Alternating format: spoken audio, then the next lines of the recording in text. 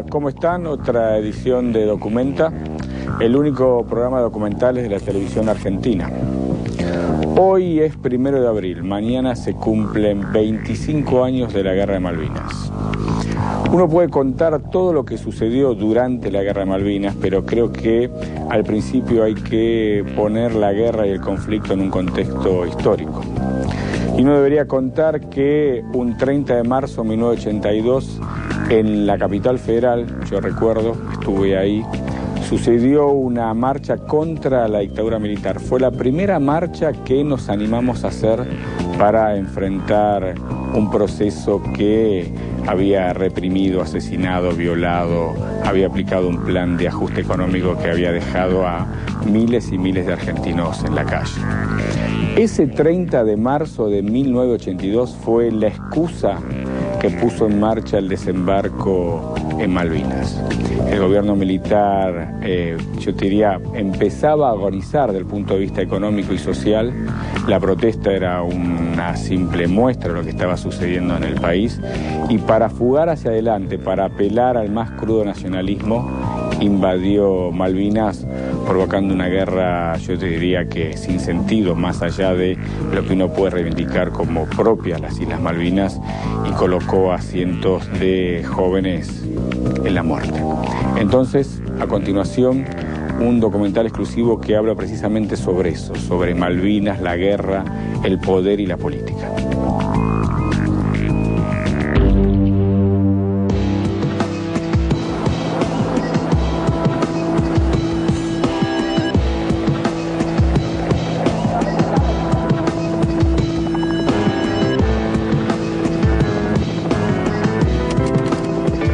El 30 de marzo de 1982 fue un día bastante raro para mí, porque con mi papá, que trabajábamos acá en el centro, decidimos venir a la marcha que se hacía para pedir la vuelta de la democracia. Y fue raro porque fue la primera vez que nos corrieron como nos corrieron.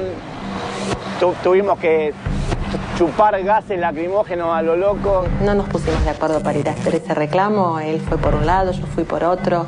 Creo que él fue con mi papá. Lo que recuerdo es un día triste, importantemente triste, porque el reclamo era bastante sereno y la represión fue importantemente brusca. El 30 de marzo mucha gente se reunió en la Plaza de Mayo con el propósito de reclamar el fin de la dictadura.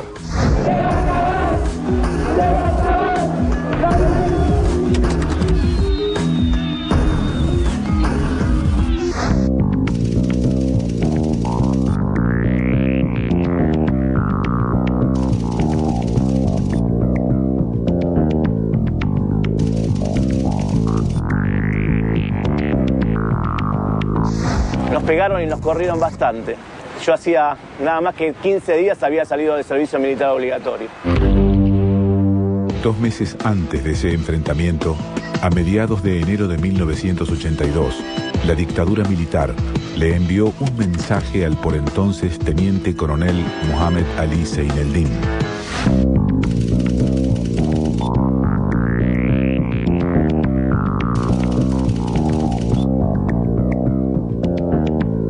El comandante, que era el general Osvaldo García, me visita al regimiento, me cita al comando en Bahía Blanca y me dice, más o menos sería principio del mes de enero, más o menos en enero, me dice: le voy a dar una misión importante previo a hacerme jurar sobre la Biblia, de guardar el secreto, que era la recuperación de las Islas Malvinas.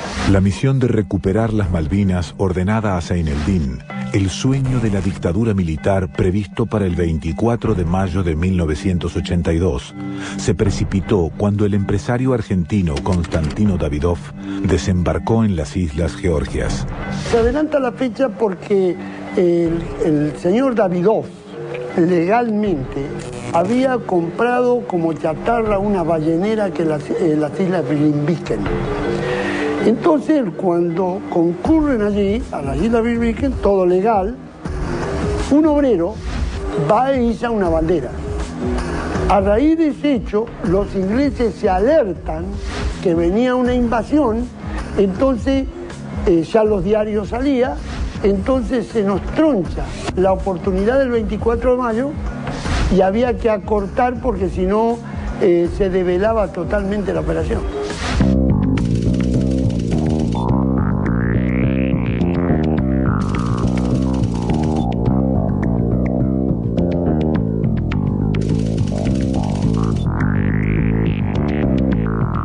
La información le llegó al gobernador Rex Hunt, que era el gobernador de las Islas Malvinas en Puerto Stanley, del cual dependía, digamos, jurídicamente el destacamento del British Antarctic Survey en Georgia.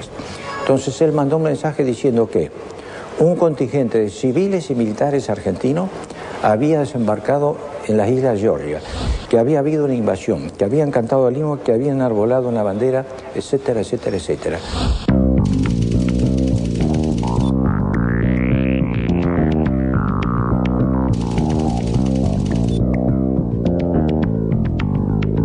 Reconozcamos también que las señales estaban desde enero, ya se daban diversas informaciones, estaban muy a comienzos del año, estaba la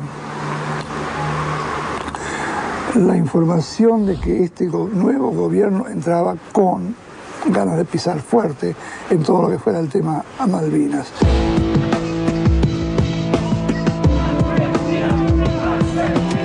Tres días después de la violenta represión por la marcha contra la dictadura, la misma Plaza de Mayo volvió a llenarse. Esta vez no hubo palos, ni balas, ni gases. La noticia del desembarco de tropas argentinas en las Islas Malvinas sirvió para que el pueblo se lanzara a festejar.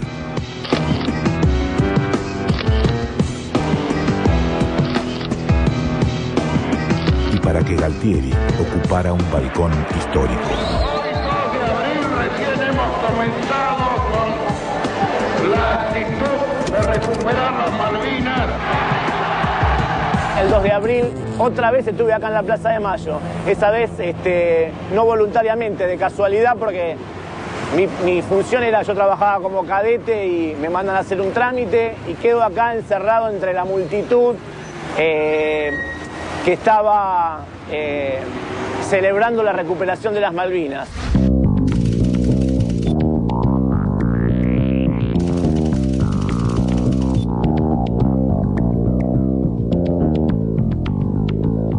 El 2 de abril fue la expresión emocional de un pueblo que siempre había entendido, como corresponde, que las Islas Malvinas pertenecen a la Argentina. Y era un episodio que conmovió a la sociedad. Yo creo que en ese sentido también los partidos políticos acompañaron. Yo creo que fui uno de los pocos políticos que mantuvo una posición distinta. No hay que sorprenderse cuando la Plaza de Mayo se llenó de gente que venía a aplaudir el hecho protagonizado por las Fuerzas Armadas. Y fueron todos, incluso todos los medios lo hicieron, todos. Incluso la guerrilla que estaba enfrentada con el gobierno por aquel entonces también apoyó completamente la invasión a las Islas Malvinas.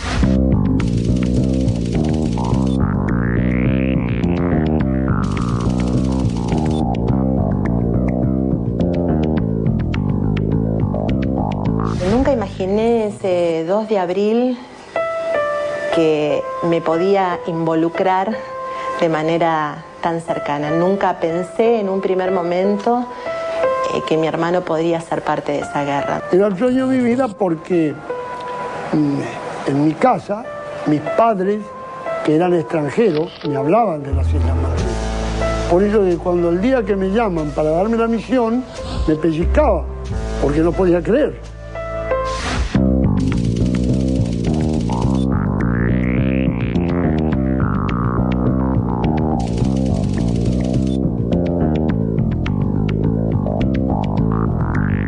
El gobierno norteamericano durante 3 días fue neutral. Tal era la buena relación que había generado el gobierno de Galtieri con Estados Unidos. El general Galtieri fue presentado allá como un general sobresaliente, magnífico. Era un hombre alto, de muy buen porte, y impresionó mucho en los círculos oficiales a Washington cuando fue invitado por el Pentágono y tuvo varias reuniones. Era imposible pensar que Estados Unidos nos iba a apoyar y era imposible pensar que iba a privilegiar su relación con América Latina por encima de la NATO y sus relaciones con Gran Bretaña. Las acciones habían comenzado en Malvinas. El gobernador inglés de las islas, Rex Hunt, debía ser tomado prisionero y allí se produjo la primera baja en las tropas argentinas. El gobernador era la persona que yo tenía que tomar los prisioneros por medio de un vuelo aeromóvil con helicóptero desde el barco, pero como tuvimos una tormenta muy dura, el mar llegaba a 8 puntos, los helicópteros se rompen, se destrozan, se destrincan y se destrozan. Entonces, a raíz de eso, le dan la misión de tomar la casa del gobernador al capitán Giachino y a mí me dan la misión de ocupar la cabecera de playa en las islas para preparar el desembarco de mi regimiento. Este héroe tiene nombre y apellido. Capitán de fragata de Infantería de Marina, don Pedro Edgardo Giachino. Descanse en paz, así sea. El sábado 3 de abril de 1982, en que se reúne el Parlamento británico por primera vez desde la Segunda Guerra Mundial. Pensemos, 82, la guerra terminó en el 45. Por primera vez de la Segunda Guerra, el Parlamento se reúne ante una emergencia de esta magnitud un sábado. La oposición, que la encabeza el viejo socialista Michael Foot, decide arrinconar a Margaret Thatcher y gritándole: ¿y qué vas a hacer ahora? ¿Qué vas a hacer ahora? ¿Qué vas a hacer ahora? Entonces, habían llamado al primer lord del almirantajo, Sir Terence Lewin. First Lord, le dice, ¿qué podemos hacer? Y el First Lord le dice, First Lady, le dice, la Royal Navy puede organizar una gran fuerza de tareas que puede, digamos, dirigirse al Atlántico Sur dentro de 48 horas. Entonces la señora Thatcher, esto lo contó ella, no es que yo lo estoy suponiendo, dijo, First Lord, dice, ¿y qué necesita usted para hacer eso? Entonces Sir Terence Lewin le dice que usted lo ordene, my lady. Esa frase, que usted lo ordene, my lady, demuestra el contexto político en el Reino Unido, que aunque parezca paradójico, era similar a la Argentina. Galtieri fuga adelante con la guerra de Malvinas y Margaret Thatcher también. Galtieri tenía un problema social y político en la Argentina y Margaret Thatcher también en Inglaterra.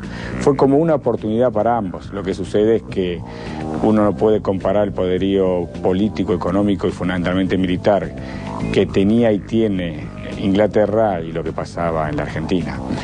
Y en el medio de las dos circunstancias, una ambición personal, un sueño propio, el sueño del almirante Anaya, porque en definitiva el plan que se pone en marcha para desembarcar en las islas es del almirante Anaya. Entonces fíjate cómo se conjugaron las cosas.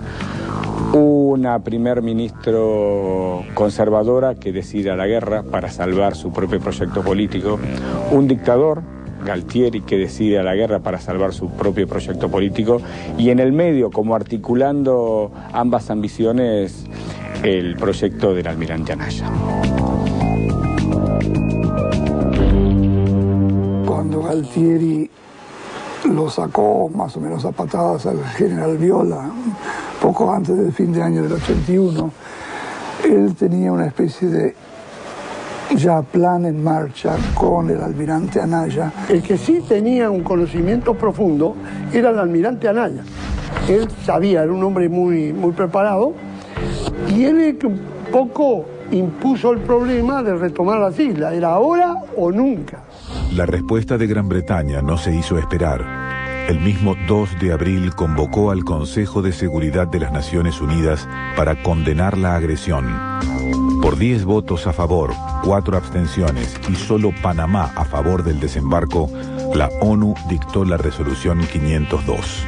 Establecía la posibilidad, un poco confusa, de un periodo de intervención con la participación de Naciones Unidas. Hablamos de una solución que pudiera ser aceptar esto para, de alguna manera, tener un pie en las islas, aunque sea compartido. Pero ahí ya se había producido las manifestaciones argentinas de adhesión total a la idea, ¿no es cierto? Y nuestras insinuaciones o recomendaciones en ese sentido no fueron escuchadas. Ante el rechazo argentino a la propuesta de la ONU, Gran Bretaña dio el visto bueno a la partida de su flota de guerra el 5 de abril. El mismo día, el presidente Ronald Reagan instruyó al secretario de Estado norteamericano, general Alexander Haig, a iniciar una ronda de negociaciones entre ambos países para frenar el conflicto. Alexander Haig ve una situación personal apropiada. Dijo, a partir de este conflicto, de aquí salgo como Kissinger, con el Premio Nobel de la Paz. Haig, viene él personalmente, va y viene, y sale muy descorazonado, muy desalentado. Sostiene que los ingleses habían hecho más concesiones que nosotros no hacíamos ninguna, y rompe una regla clásica de los mediadores, que es que el mediador, si no soluciona, se retira. El secretario de Estado norteamericano, general Alexander Haig, visitó Buenos Aires los días 16 al 19 de abril con el propósito de contribuir a una solución pacífica del conflicto entre Argentina y Gran Bretaña en el Atlántico Sur. Haig tenía una fórmula imposible que respaldar. No era muy buen negociador. Su famosa diplomacia volante de 3 puntos, Washington, Londres, Buenos Aires, no funcionó.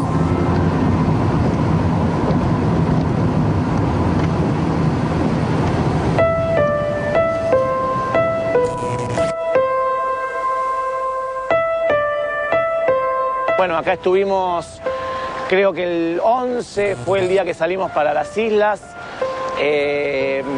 y el domingo anterior a la salida nos reunimos, nos dejaron que los familiares nos vinieran a ver, y en ese lugar donde ahora está todo ese monte pudimos almorzar con los familiares que nos habían venido a ver, y bueno, nos pudimos quedar hasta la tarde con ellos, y bueno, ese fue el último día que vi a mis viejos acá. El gobierno de Gran Bretaña, la señora Thatcher,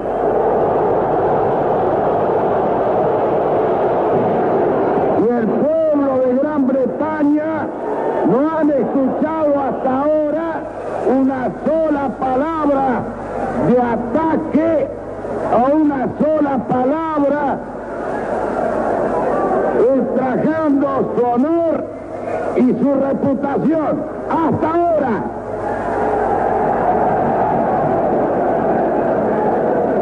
Pero le pido como presidente de la nación al gobierno y al pueblo inglés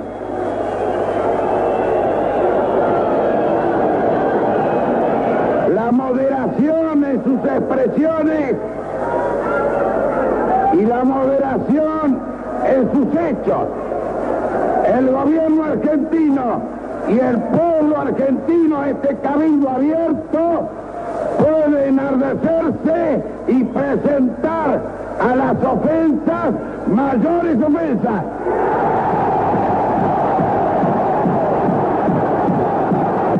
Que sepa el mundo, América, que un pueblo con voluntad decidida como el pueblo argentino, si quieren venir, que vengan, les presentaremos batalla.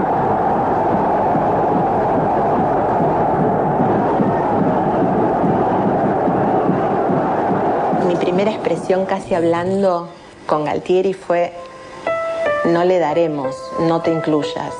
le darán. El le daremos le quedaba demasiado grande, no le pertenecía, me ofende. El le daremos me ofende. La forma en que se provocó ese conflicto solo podía ser la locura de un borracho. No hay otra forma de comprenderlo. No tiene razón de ser. Y además, lo mal que se leyeron las señales de que Washington iba a apoyar a Galtieri. Vamos en avión hasta, creo que Río Gallegos, aviones de Aerolíneas Argentinas, pero desarmados, o sea, nosotros íbamos sentados en el piso, no íbamos no en asientos. Hicimos una noche ahí, creo que en Río Gallegos, y volamos al día siguiente, también en aviones de Aerolíneas Argentinas, hasta las islas. La situación en que fue movilizado el ejército argentino es la peor situación en que puede ser movilizado una fuerza terrestre para ir al combate. Cuando había dado de baja a la clase vieja y la clase instruida, y cuando estaba recibiendo, porque no había terminado de recibir, a los nuevos reclutas, que eran chicos que venían en blue jeans y con remera a incorporarse a los regimientos, a las unidades donde habían sido citados. Y así como estaban, los subieron en los camiones y los metieron en los trenes y los mandaron a Comodoro Rivadavia, y así los llevaron a Malvinas. Los soldados, que eran de 18 años, recién incorporados, tenían ya el fuego. En 2 meses le pusimos, ¿no es cierto?, la idea del combate y fuego en el corazón. Y esos soldados de 18 años, que ni el uniforme le entraba bien, combatieron como leones. Admirable la forma como combatieron.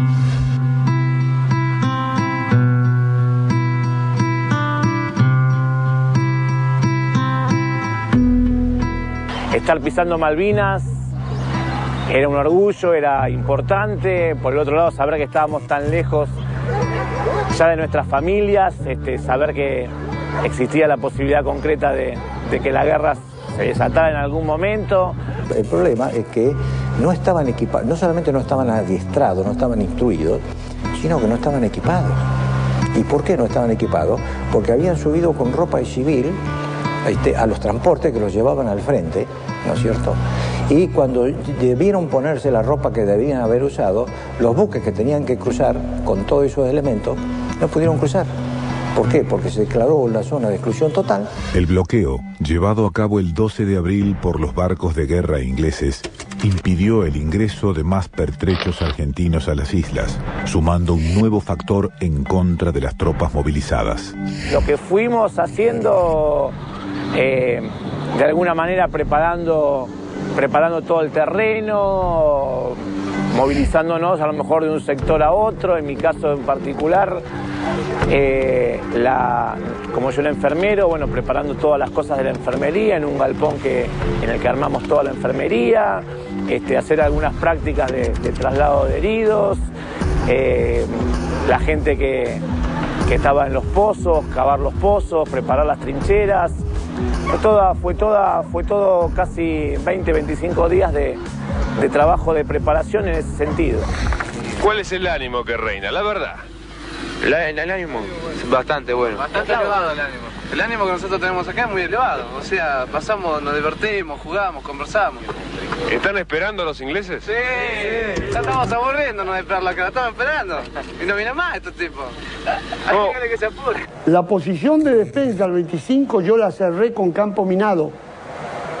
Quiere decir que no había posibilidad de retroceso.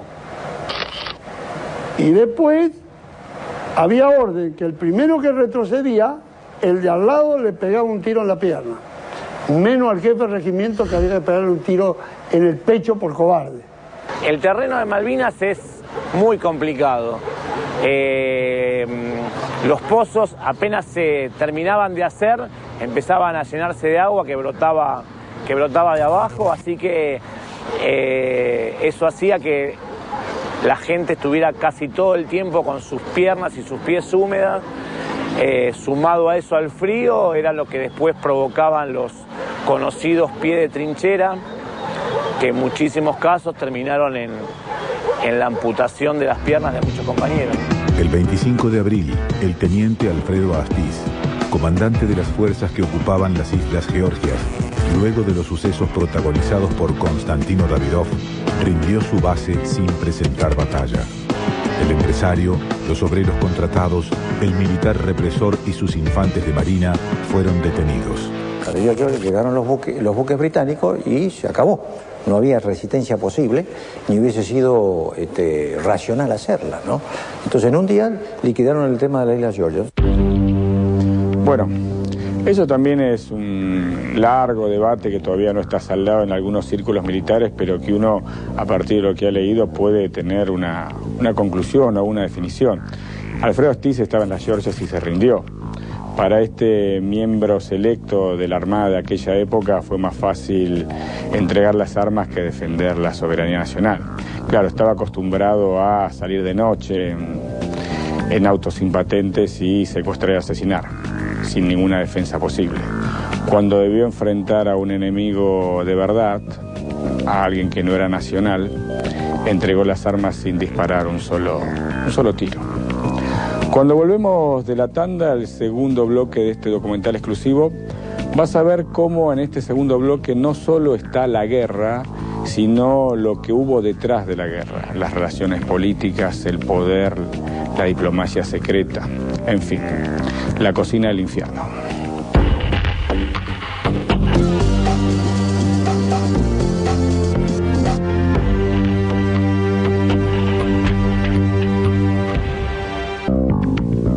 Seguimos con Documenta, hoy un documental exclusivo sobre la Guerra de Malvinas. Pensá que estamos en 1 de abril y mañana se cumplen 25 años de este conflicto en el Atlántico Sur. En el conflicto no solo hubo una guerra, sino también una diplomacia secreta que apoyaba a los diferentes bandos en acción. Uno tenía que pensar a priori o desde una mirada específicamente militar en la Casa Rosada que Estados Unidos iba a jugar al lado de Argentina, porque en definitiva Argentina había hecho mucho trabajo sucio en favor de Estados Unidos. Por ejemplo, haber ido a Centroamérica a aliarse a los contras para luchar en contra de, por ejemplo, la revolución sandinista. Galtieri pensaba eso, que en definitiva, si él había mandado tropas a Centroamérica, ¿cómo Estados Unidos no iba a estar al lado de él, de Galtieri y el proceso militar en su guerra contra Inglaterra? Eso no sucedió. A diferencia, uno podía pensar, bueno, ¿qué papel jugó en ese entonces la Unión Soviética? La Unión Soviética, por esa época, era un país socialista. ¿Podía un país socialista aliarse a una dictadura militar?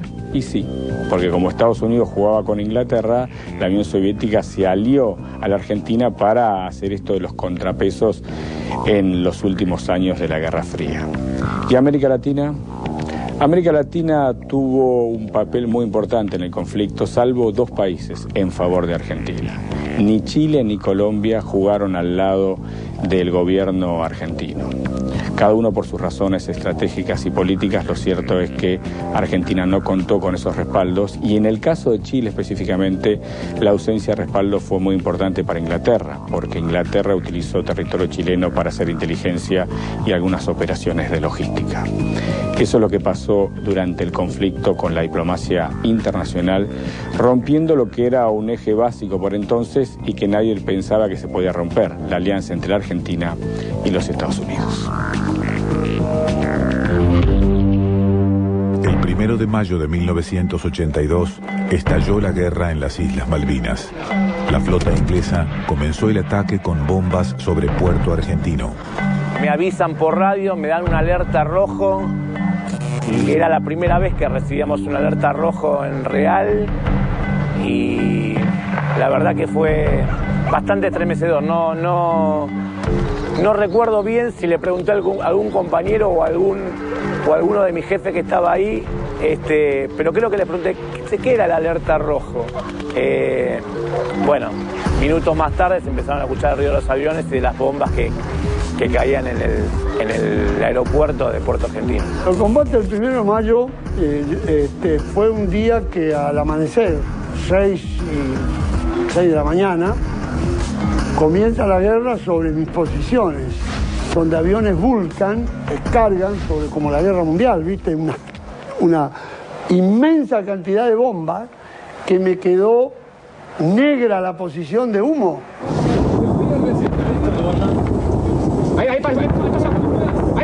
pasó!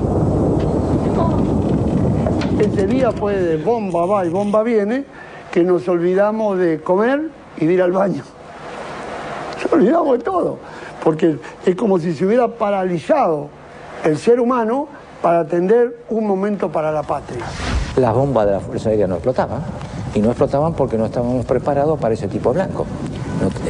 Fundamentalmente, el conflicto Malvinas fue un conflicto aeronaval, y la Fuerza Aérea, digamos, tiene una participación muy colateral en un tipo de guerra de esa naturaleza.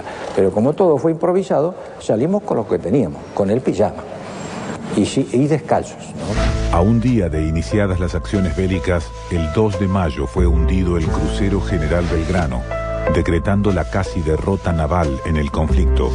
Allí murieron 323 tripulantes.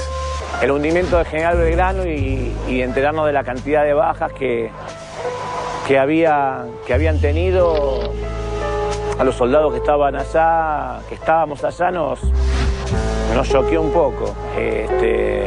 Me acuerdo que después, con mis compañeros, mientras tomábamos algo caliente, empezamos a pensar que era todo mucho más difícil de lo que habíamos pensado hasta ese momento. Fracasadas las negociaciones de Alexander Haig, comenzó su ronda de mediaciones el secretario general de las Naciones Unidas, Javier Pérez de Cuéllar. Pérez de Cuéllar usó un sistema de negociación que era, no ponía las dos partes juntas, les explicaba una situación y después le explicaba la otra y luego venía él con una propuesta. Había un momento,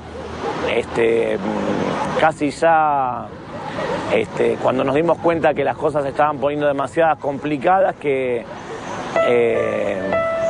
algunos de los que eran casados mandaban cartas a sus esposas como despidiéndose, y bueno, yo en ese momento pensé a quién mandarle una carta diciéndole lo que estaba pasando y como despidiéndome, y en realidad pensé en mi hermana, pobre, porque si se la mandaba a mi papá o a mi mamá iba a ser trágico. El día que yo recibo una en particular, en forma personal, en la que Roberto me cuenta que por decisión personal iba a salir esa noche a hacer un reconocimiento de campo, porque había campos minados y que iba a salir a hacer un reconocimiento de campo, y que por las dudas pasaba algo, y ahí encuentro sus 19 años claritos.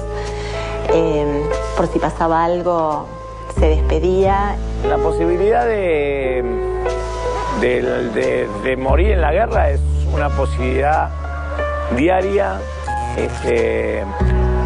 Uno lo evalúa constantemente, sobre todo cuando tiene un puesto como el que yo tenía, donde tenía que llevar heridos muy graves, muertos. Me pedía que cuidara a nuestros padres, que mi hijo fuera quien tomara su lugar. Se permitía bromear con qué cosas habrá en el cielo, y me muestra su edad claramente cuando me pone en la carta: ¿te parece que habrá boliches?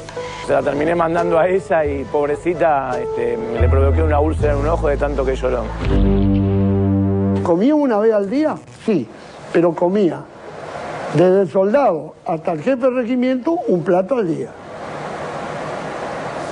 O sea que es la guerra. No se puede tener como un almuerzo como en la casa. Pero comida no faltó. Comida no faltó. Yo en 73 días bajé 14 kilos. A veces la desesperación por la comida llegaba a puntos extremos. Hay un compañero nuestro, Julio, que cuenta que les había llevado con un carro de los que se transportaba la comida a compañeros que estaban en el frente, y era una polenta bastante deplorable, y ver a los soldados venir corriendo y meter los cascos adentro de la polenta para poder alimentarse. Bueno, eso es el hambre. Los medios argentinos, casi en su totalidad funcionales a la dictadura, buscaron un efecto moralizador en la sociedad. Solo se trataba de inculcar la idea de ir ganando.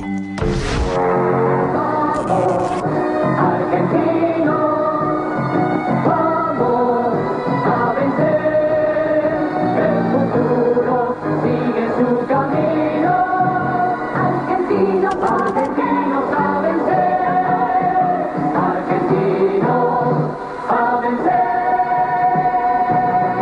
La cobertura de aquí era horrenda, era de una prensa alcahueta, una televisión y radio totalmente controlada por el gobierno. Las informaciones de los comunicados que se daban acá en el continente no siempre coincidían con las acciones que se estaban desarrollando en el lugar.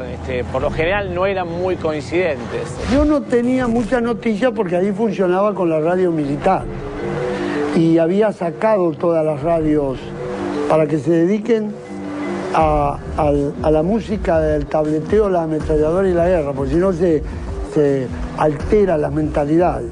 No escuchaba ninguna radio argentina, escuchaba todo el tiempo Radio Colonia. Tampoco sé si Radio Colonia decía la verdad. En principio para mí no era argentina, no era un medio contaminado por la situación de la dictadura argentina. Nosotros no pensábamos que estábamos ganando la guerra, quizás tampoco pensábamos que la estábamos perdiendo a pasos tan rápidos como fueron los últimos días y cómo se desencadenó el final. A pesar del triunfalismo que reflejaron los medios, los combates se intensificaron. El 20 de mayo, el secretario general de la ONU, Javier Pérez de Cuéllar, anunció que sus gestiones de paz al frente de las Naciones Unidas fueron inútiles.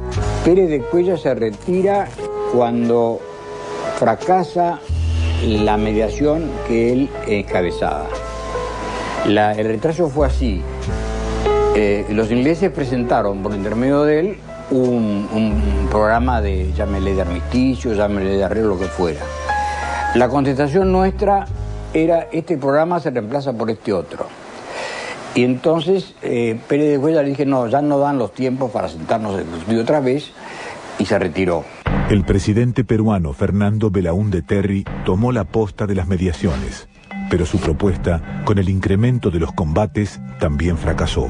El plan del presidente Belaúnde Terry de Perú, que prácticamente establecía que iban a estar las tres banderas allá: la bandera argentina, la bandera de las Naciones Unidas y la bandera de Gran Bretaña.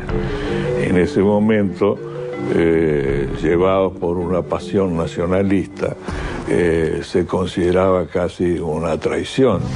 En la maraña de la guerra, la actitud de Chile, bajo la dictadura de Augusto Pinochet, reflotó los conflictos limítrofes con la Argentina para dar su apoyo casi incondicional a las tropas británicas.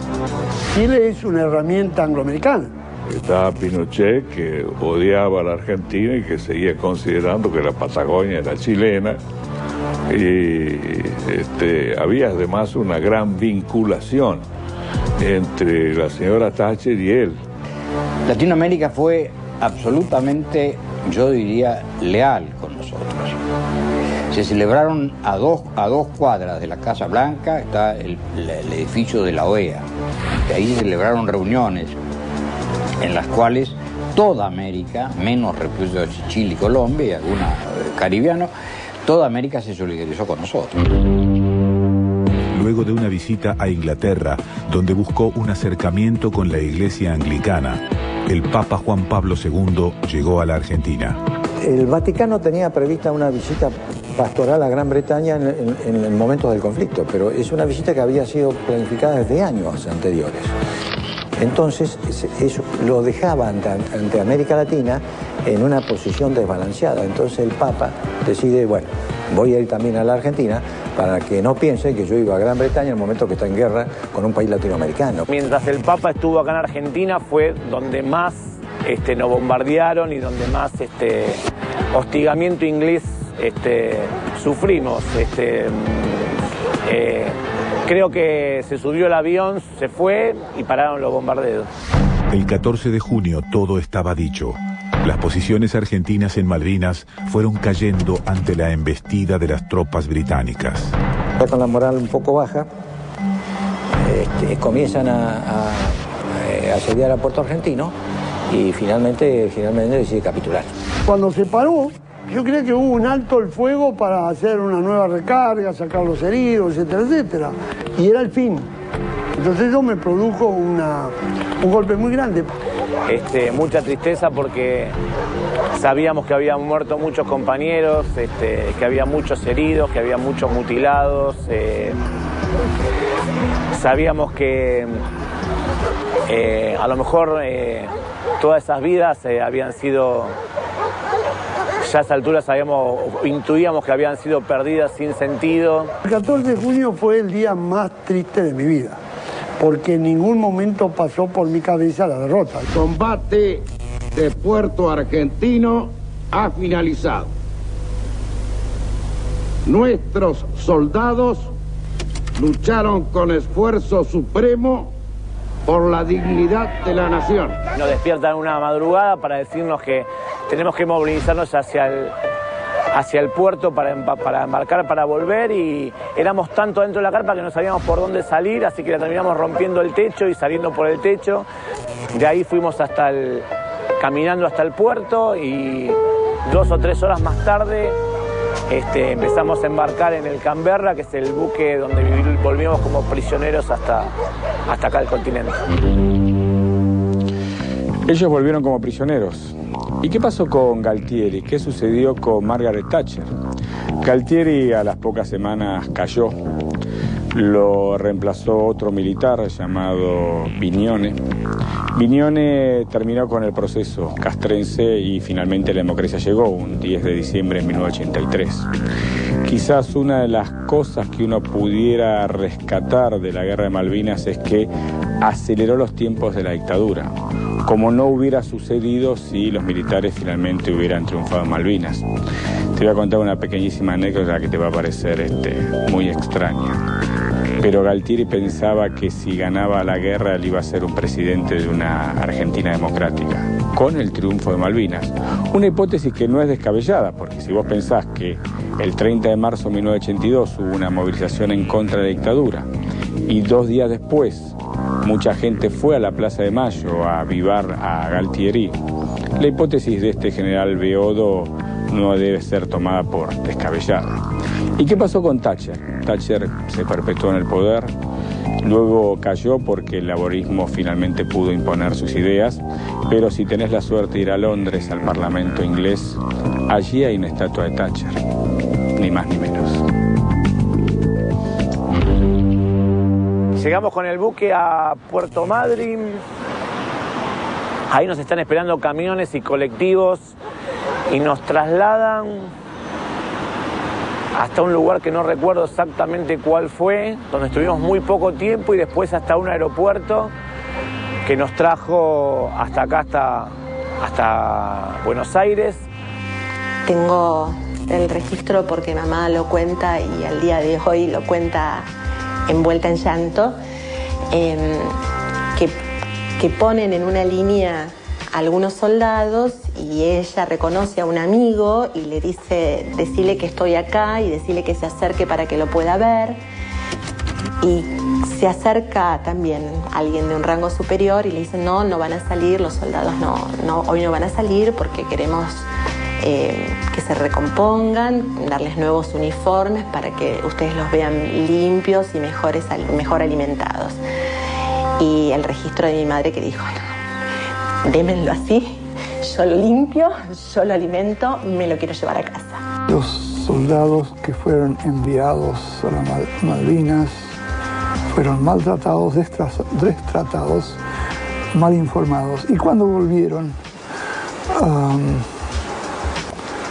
el país hizo quizá lo peor que pudo hacer, que era destratarlos, mal informarlos y ningunearlos.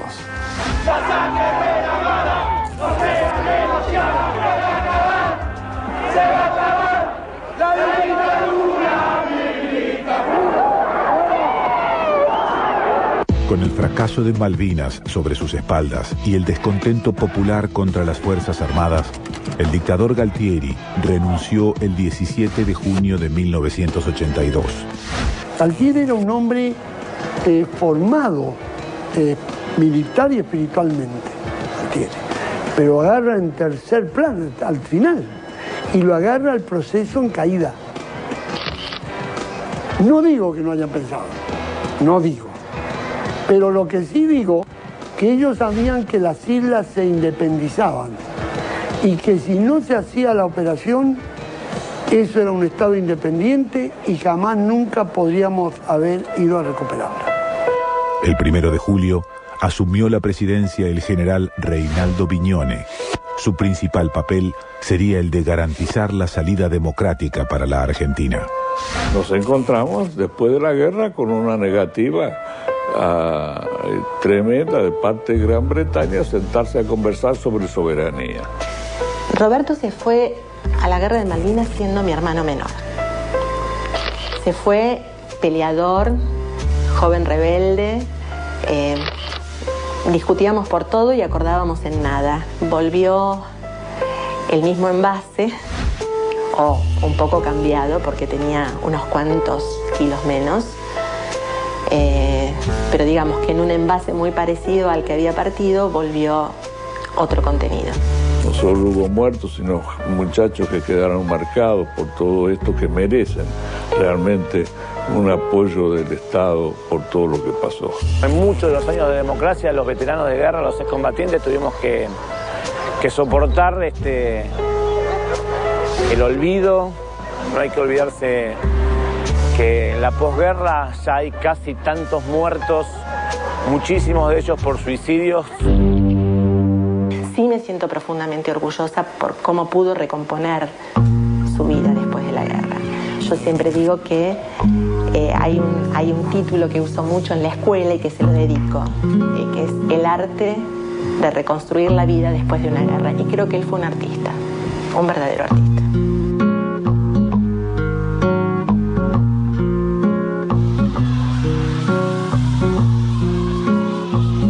Hoy mi vida pasa por muchas cosas que hago y que me gusta hacer. Tengo 2 hijas preciosas a las cuales adoro. Tengo una escuela preciosa donde se trabaja mucho el tema de Malvinas y donde los chicos crecen, o por lo menos intentamos que crezcan felices.